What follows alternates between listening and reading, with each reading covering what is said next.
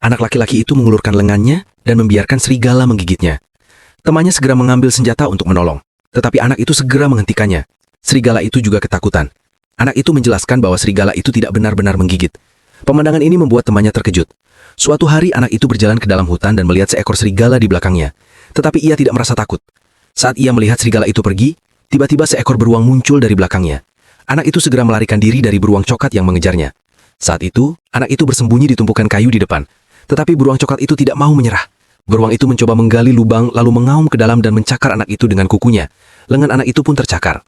Tepat saat itu, seekor serigala liar datang. Beruang coklat itu berdiri tegak. Serigala itu pura-pura ketakutan dan melarikan diri, lalu berbalik dan menghadapi beruang di tumpukan kayu. Beruang menyerang serigala, tetapi serigala menampakkan taringnya. Melihat serigala yang ganas, beruang itu pun ketakutan dan kabur.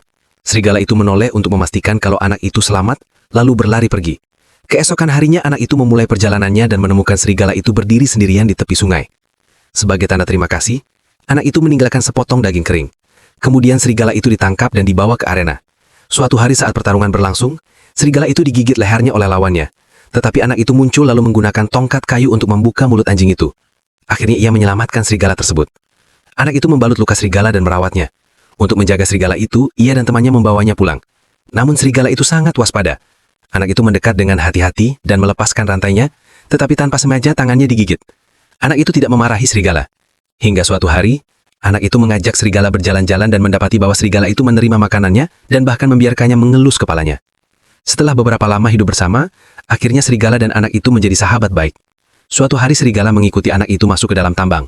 Tiba-tiba, temannya mendengar suara keras, dan gua itu tiba-tiba runtuh. Ia bergegas masuk dan melihat serigala itu berusaha keras mencakar tanah. Temannya segera ikut membantu untuk menyelamatkan. Beruntung dengan bantuan serigala, anak itu berhasil keluar. Saat ia melihat tanah yang ada di cakar serigala, ia merasa sangat terharu. Mereka pun kembali ke gua dan menemukan dindingnya dipenuhi emas. Mereka membawa pulang satu baskom penuh emas. Semua berkat serigala itu. Anak itu mengelus serigala dengan penuh rasa terima kasih. Dan sejak itu, sang pria dan serigala tetap hidup bersama. Sekarang pertanyaannya, apakah kamu sayang hewan?